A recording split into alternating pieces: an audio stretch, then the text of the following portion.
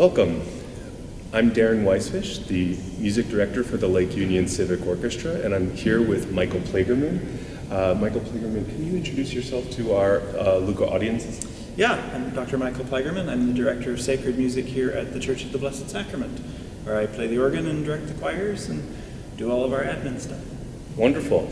Michael has joined me here to talk a little bit about the incredible music that the Blessed Sacrament has here at the church, but also about the instruments that we'll be using for this particular repertoire. But first, I'd love to just get a sense of what music means to you personally, and then in a broader sense to this Blessed Sacrament Church here in the University District. Yeah.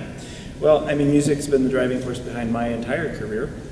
I saw on a show called Wishbone when I was very young, the pipe organ being featured, and I told my mom, this comes via her because I don't remember being 2 years old, I told her that's what I'm going to do. So that's all I did. I played the organ and directed choirs my entire career.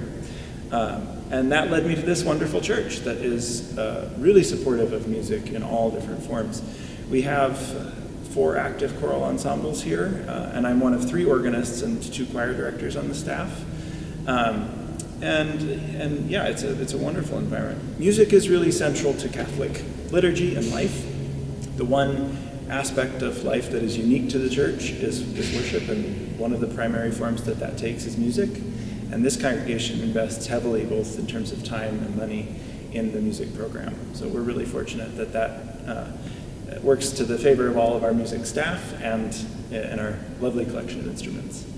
Yeah, and one thing that the LUCO, Lake Union Civic Orchestra, was able to take advantage of was performing here a chamber concert in September as part of the Second Saturday series. So can you maybe talk a little bit about the inspiration for that and how important that is for you and for the church? Yeah, so Second Saturdays was an idea that was born of our realization that we have these incredible instruments and we wanted to be able to share them with the Seattle community. We really believe strongly that what we've been blessed with, we have an obligation to share with the rest of the musical community in Seattle.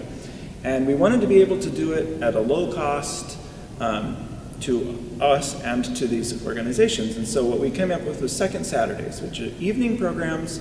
They're generally fairly informal, although some, like LUCO's, was more involved. And we make the church and all of its instruments available for free to local music studios, local not-for-profit performing organizations that want to do one-off programs, individual organists who want to use the big organ in the back, so that those groups have cost-efficient methods to find really big, impressive performing spaces, which can be a hard combination to come by, I think. Yeah, and when we had our performance, we used the grand piano. Can you talk a little bit about the history of that instrument? Yeah, so all of the instruments that are in the church now are new since I came in 2021 or 2. Wow, okay. I forget how that works. The church had a small piano before, but it's a big church, and the piano was a sort of parlor grand, it just was not sufficient to the space.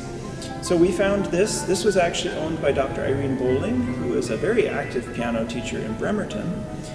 She has, I think, 4 or 5 concert grand pianos, and mostly Bosendorfers and Steinways, and so she just couldn't justify, the 8th or 9th concert grand in her house, and offered it to us at a very, very fine price. It's a lovely instrument. It was built by Baldwin in 1951, when they were still manufacturing pianos in Cincinnati. They've since moved manufacturing overseas. So this is one of the last years of the Cincinnati Baldwins. When it came, we had its action largely rebuilt.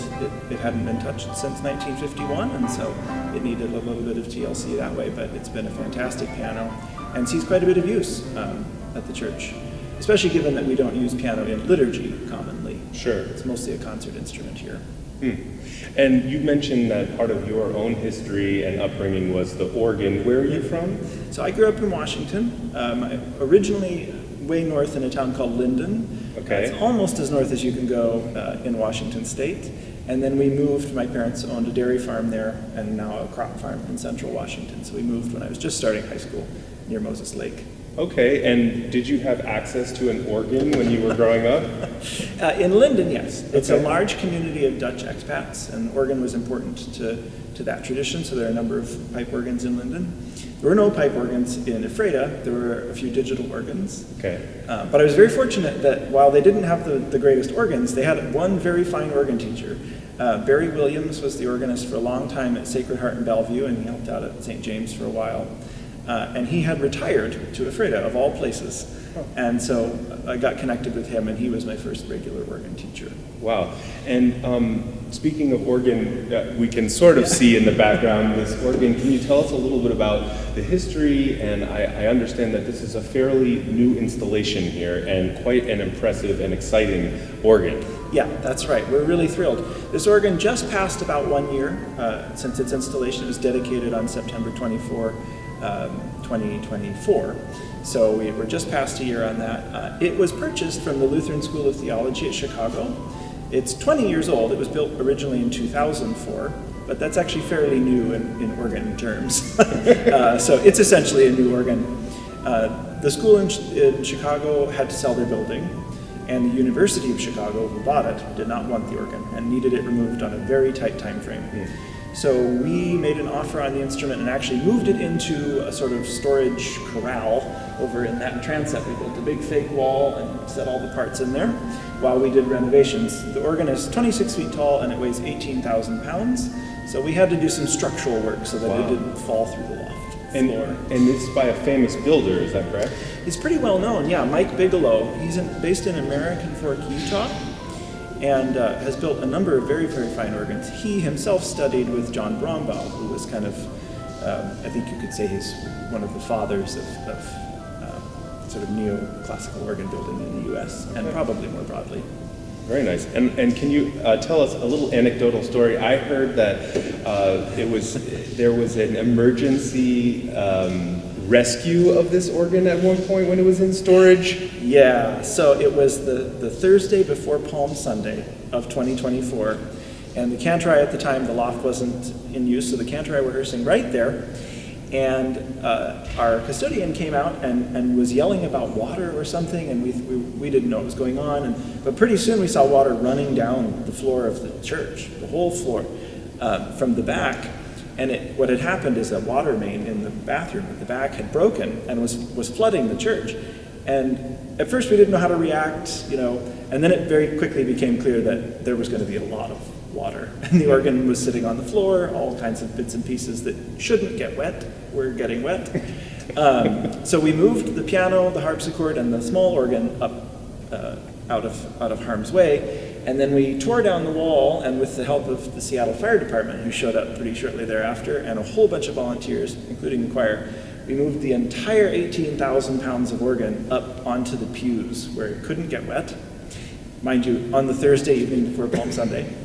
And then the next day, another team of volunteers came, unwrapped everything that was in plastic, because it had gotten all wet, dried everything off, rewrapped it, and on Saturday morning we put the whole thing back. Wow. So, yeah. But it didn't damage the instrument after all. There was no damage done. In fact, you can't even see watermarks except for one spot on a little piece of leather on the bellows. Wow. It's incredible. So we have the organ, which we will not use for our performance, and we already spoke about the Baldwin grand piano, but there are two other instruments that are really quite special here. Can you talk about those two instruments? Yeah, so we, both as a church and a lot of our visiting and artist and resident organizations, do a lot of early music, and so we knew that we needed continuo instruments, which primarily, in terms of residential instruments, take the form of harpsichords and small organs called portapiece organs.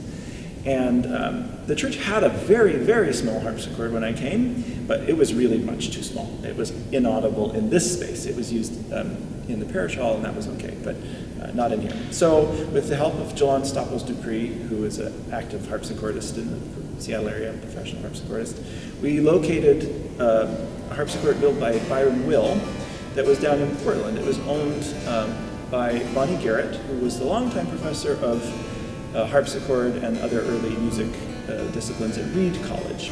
Unfortunately, we just lost Bonnie last month. And so we're honored that this harpsichord is being used so much in the next coming months for her memory. It's a Flemish double, so it has 2 keyboards, and it has 3 sort of stops. There's an 8 and a 4 on the bottom keyboard and an 8 on the top.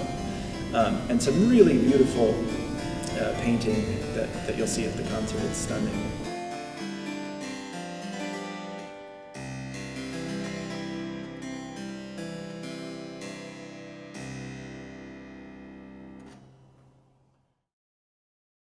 These both transpose, you know. So obviously modern music is at modern pitch, but that wasn't always the case. Things were at different pitches, even regionally at a time, and we've sort of boiled that down, but we often think of early pitch as not being A equals 440, so that's 440 hertz, but as being 415. And we can make this harpsichord play at both by simply moving the keyboard over. It's built to do that. So if I put all the stops on and then scoot the keyboard over to the side, it plays a half step lower. And interestingly, we actually have an extra set of strings at the bottom so that it will go all the way down when we're transposed into low pitch. This is handy because we always do music here that's early music. We always do at A415. And so that's a nice feature to have. It tunes just like a piano. I mean, we have these pegs here, and they are connected to the strings. And if you tighten them, the pitch will go up, and if you loosen them, the pitch goes down. And of course, it's easier to tune a harpsichord than it would be to tune an organ. Yes, everything is right here, and it's pretty small and easy. I also do some tuning on the big organ. My assistant and I tune that. But that involves climbing up 3 stories above the floor of the loft and hitting metal pipes with a stick until they are at the right pitch. That's more involved. And that is basically how we develop the different pitch centers for different towns, as you mentioned, would be sort of through the organ itself. Yeah, because you can't retune an organ easily. Most of the pipes, we'll tune the reeds, but most of the pipes are actually cut to their speaking length. And so you could change that, but you would have to cut them or add metal. Yeah. And it's not practical. No. So whatever the organ's pitch was in the town, that was at least sacred pitch. Sometimes kammer pitch or chamber pitch would have been different from that, but in church you had one option. And what were you playing to sort of demonstrate just before? Oh, just sort of noodling chords kind of things. I mean, that's essentially what you would do with continual playing. Exactly. You're not playing a melody, and in fact, often you want to sort of stay away from the melody so that you don't cover it. So you're playing chords underneath. The bass line is determined by the music, and then it'll have numbers underneath that let us know what chord to play, but not necessarily specifically which keys. And so that's up to us to fill in. If you're playing a big, chorus in Messiah, you might play both keyboards together. You can couple them by shoving the top one in, and then adding a 4-foot pitch stop, and then everything plays, and it's a bigger sound. So, classic.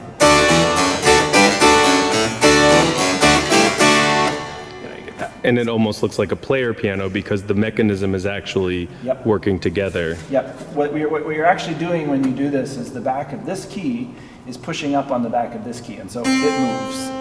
The same thing happens on the big organ upstairs. It's mechanical action, and so the keys will actually move when you're doing that. Wonderful. And then we have the buff, of course, which is always popular.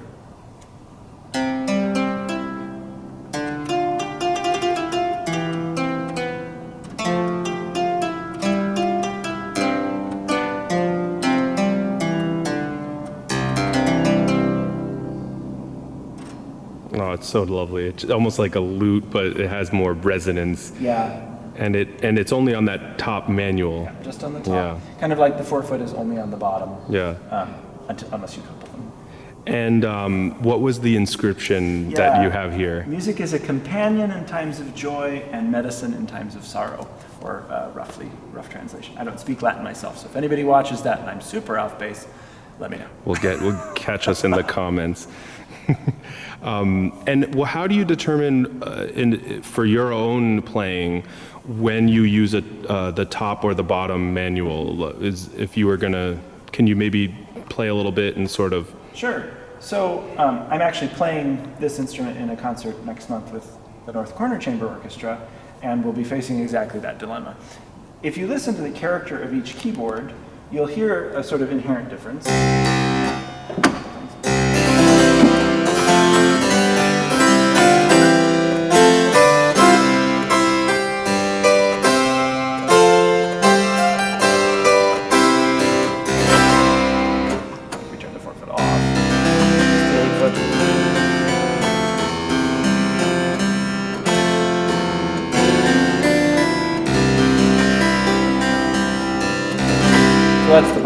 full. The top's a little smaller, slightly thinner sound, slightly softer on the top.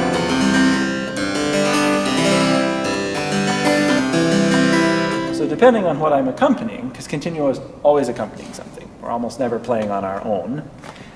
If I'm accompanying a singer doing a recit and I want something sort of softer, I'll be up here.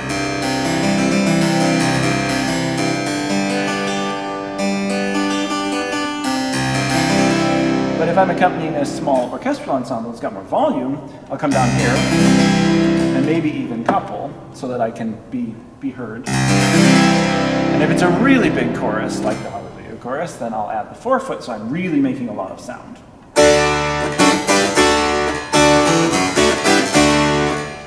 And that's sort of how we decide. It's got such a marvelous sound. It's such a beautiful instrument. When did you say this instrument was constructed? It was built in 1997. Okay. So relatively new, actually, as harpsichords go, also.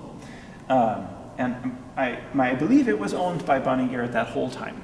I think we're the second owners of the instrument. And it is a really stunning instrument. The paperwork is really, really lovely.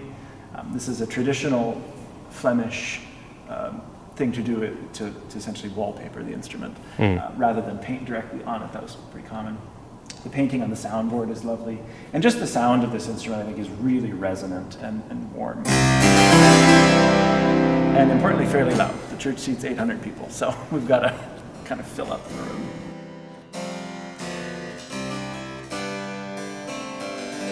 You brought up the word continuo, and I was hoping you would, because continuo is a really important part of, as you mentioned, early music. So we're talking about music from about what time period, if you would say early music? It encompasses the Baroque, but it's a little bit before and a little bit after as well. Yeah, you start to see continuo groupings in the late Renaissance, and then you continue to see continuo type groupings into Beethoven, really. I mean, they continue to feature. And what a continuo group is, really, in the classical sense, is a two-instrument pairing. One instrument plays a bass line, and then the other instrument is somehow chordal. So either an organ or a harpsichord or a theorbo or lute, anything that can play chords. And that group is more formally called the basso continuo, the bass and continuo group. Yeah, and so as you mentioned, it goes into Beethoven, but often for symphony orchestras, our main repertoire is sort of slightly after the continuo period, as you would say, although of course there are some exceptions. And so our program features music of Mozart and Marianna Martines. Are you familiar with Marianna Martines? Since I looked at the program. Well, I think it's so fascinating because of course she was living in the same house, or I should say Joseph Haydn was living in the same house as Marianna Martines, but she would have been very familiar with what the continuo or basso continuo tradition was, and for them it wasn't a tradition, it was just what they did. And so both her piece and the Exultate Jubilate piece by Mozart sort of feature the continuo. And I'm wondering if you have any connection to the Mozart piece as it were a religious piece. Yeah, so my only connection to that work specifically is that I've actually played continuo for it. When I was subbing out in New York, I did a couple performances around the Finger Lakes where that piece was done. And so I played that continuo part. Yeah. But it's a fantastic work, and it's so exciting.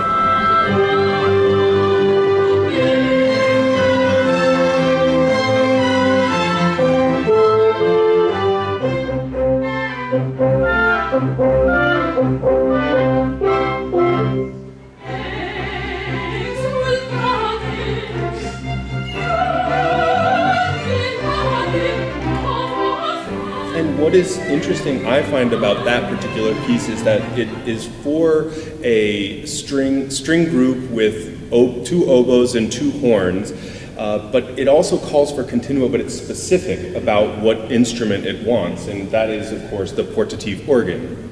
So it's not, in terms of continuo, maybe you can give a little insight into the sort of interchangeability at times of the continuo rather than what we might call the obbligato, or when a composer specifies what instrument they want to perform the continuo. Sure. So classically, continuo instruments aren't specified in the score.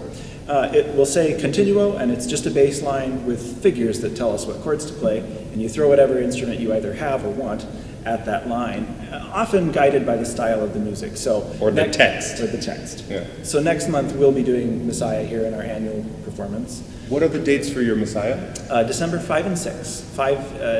December 5th at 7:30 p.m. and December 6th at 2 p.m. Okay, and are there tickets available? Tickets are available. blessed-sacrament.org/concerts. There you go. Is it the full Messiah? It is not. Okay. No, we do an abridged, family-friendly length I think Messiah. some would very much appreciate that. Can you tell us a little bit about the portative organ? Yeah, so the portative organ was a very generous gift of one couple, Frederick and Connie Sheets. So it is the Sheets-Biermann organ, named after them and after Connie's mother, who was an organist in her own right. And it was donated as a part of the same project that put in the big organ, so it's been here the same amount of time, although it was brand new. It was built by C.B. Fisk in Gloucester, Massachusetts, which is the same firm that built the organ in Benaroya Hall, which is slightly larger than our continuo organ, but same group. It's a pretty big continuo organ, as continuo organs go. They're often only 2 stops, 2 or 3, and ours is 7. So there's a lot packed into a tiny vessel. And interestingly enough, when it arrived, we hadn't had the big organ installed yet, so we actually used that. That was our primary organ. Wow. For almost a year. And it, in all of its tiny glory, led this entire church full of people in singing, and it accompanied the choirs. I don't know very much about organs. I'm not an expert, but the name Fisk is definitely a name I have heard. So they have quite a history with organ building. Is that correct? That's correct. It goes all the way back to Charlie Fisk, who was actually a mathematician at MIT, I believe. And he got interested in a renewal in organ building that was happening at the time and started this firm. And they very early on met with a lot of success. I think at this point they've built hundreds and hundreds of instruments all over the world. They have, 3 just in Seattle, our little one, and then Plymouth Congregational has a Fisk, and Benaroya Hall, as I mentioned. But they have organs in concert halls in Japan. The cathedral in Lausanne, Switzerland has a Fisk. So they're internationally renowned. Wow.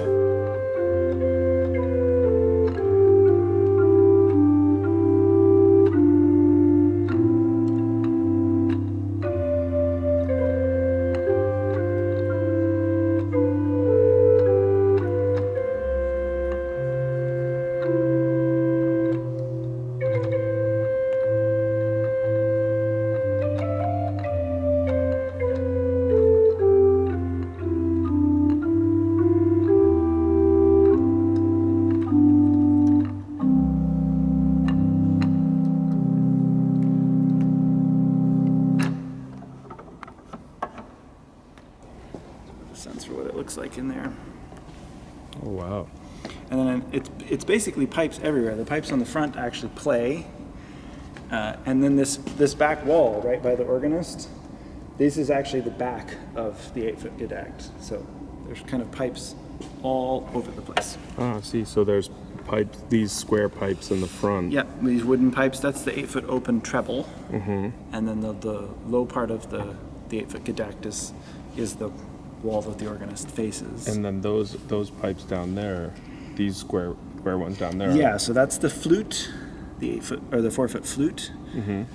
So I can kind of point and let you know what they sound Okay. like. The ones that you see on the front, or that you can look down into, that's this sound.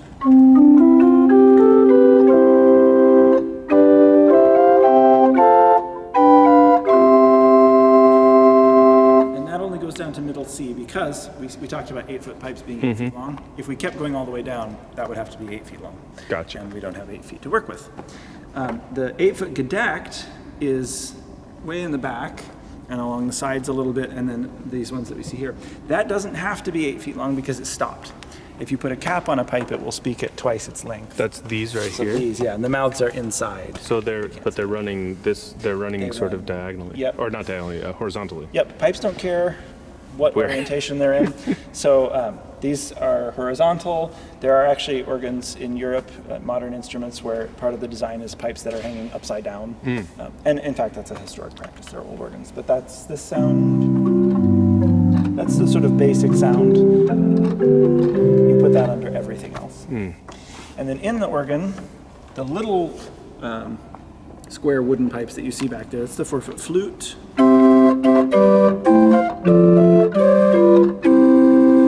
And just next to that are some shorter metal pipes.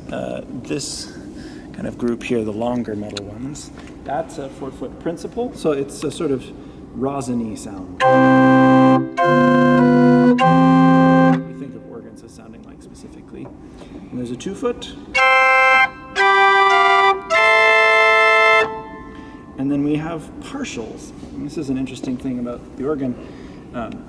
In any given note, there are other notes that live in it. And what gives timbre is to a sound or color is the volume of the upper partials present in that pitch. So this gedeckt is almost, if you look at it on a waveform monitor, it's almost a sine wave. It's very pure.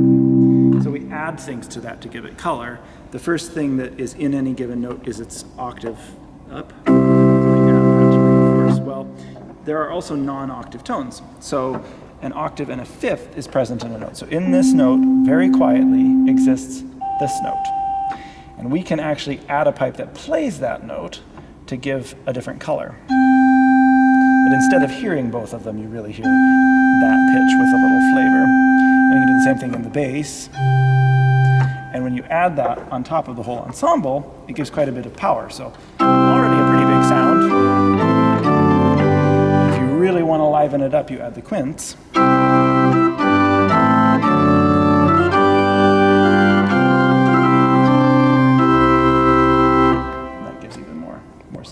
Wow.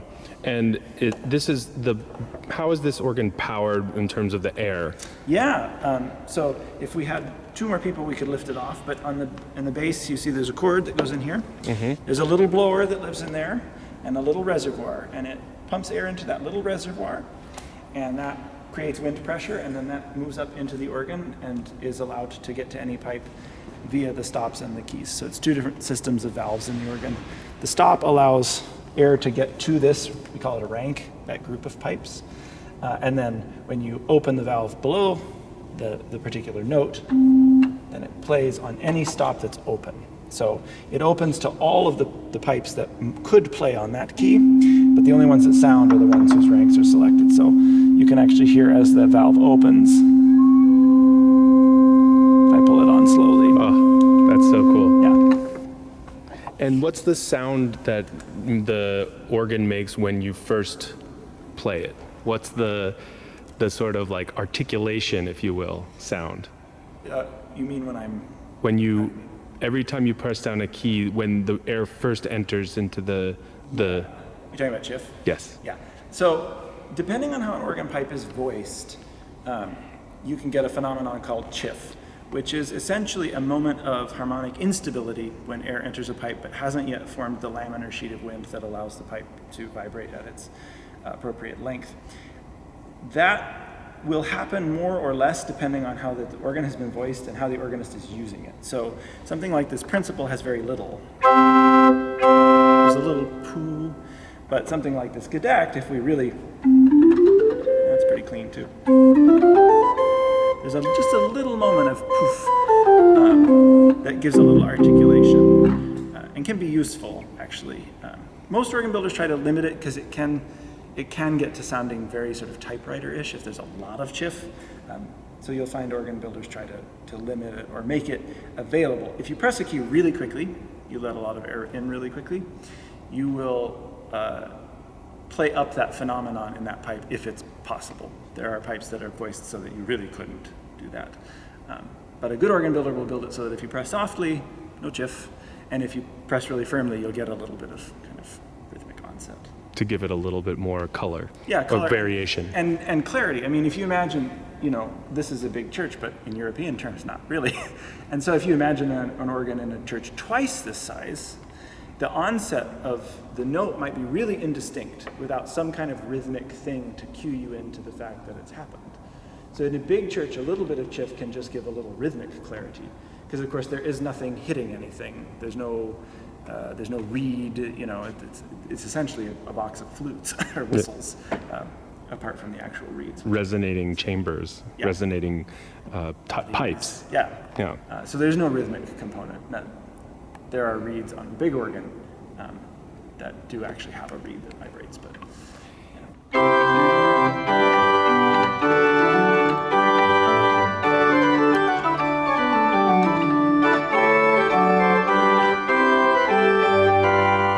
Well, thank you so much. Thank you so much, Michael. Really a pleasure. pleasure. It's great to We're chat. looking forward to our concert coming up on November 15th, right here at the Blessed Sacrament Church in the University District at 7:30 p.m.